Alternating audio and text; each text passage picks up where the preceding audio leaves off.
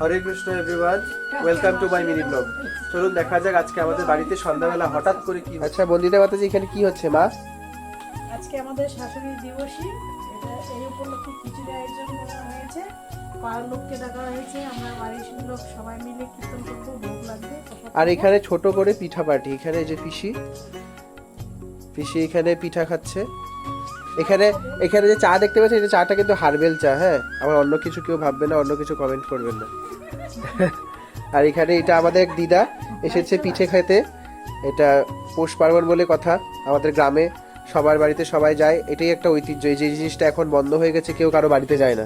উৎসব মানে নিজের নিজের যার তার, কিন্তু এখন আমাদের এখানে এই জিনিসটা এখনো আছে। যাই হোক, এখানে আমার বাবা বসে আছে, উনি হচ্ছে তদারকি করছে সবকিছু ঠিক হচ্ছে কিনা না, আর যোগান করেছে অবশ্যই সবকিছু। আর এখানে মা রান্না বান্না।